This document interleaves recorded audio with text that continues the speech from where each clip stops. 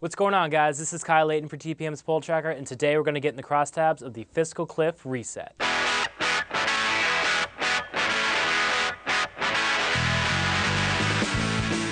So the election's over, and to the winner goes the spoils, which in this case is to stop the country from an impending crisis due to going over the fiscal cliff. Determining the direction of the economy was a chief issue in the 2012 cycle, and dealing with debt and taxes was a major part of that. While the candidates both talked a lot about how they had plans to create jobs, one of the more specific proposals that the president touted during the campaign was his idea to let tax cuts expire on income over $250,000 a year, a measure that would generate $824 billion over the next 10 years in new revenue, and has been politically popular. Now, it seems the president won that argument, both in terms of the election, but also in terms of who Americans want to take the policy-making reins in Washington. A poll commissioned by the National Journal and conducted late last week showed that 50% of Americans trust President Obama and congressional Democrats to deal effectively with the problems facing the country in the coming months, while only 32% say they trust Republicans more. It also seems that the charge Republicans in Congress have been obstructionist has stuck. While a new Pew poll showed that Americans are skeptical a deal will get done, after all, the super committee didn't get one, it also showed that Americans are set to blame the GOP if one doesn't happen. 53% of Americans in the Pew poll said they'll blame congressional Republicans if a deal isn't made,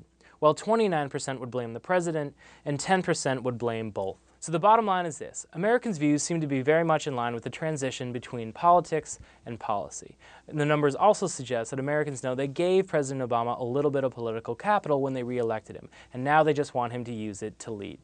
Thanks for watching, guys. This is Kyle Layton for TPM's Poll Tracker, and we'll talk to you next week.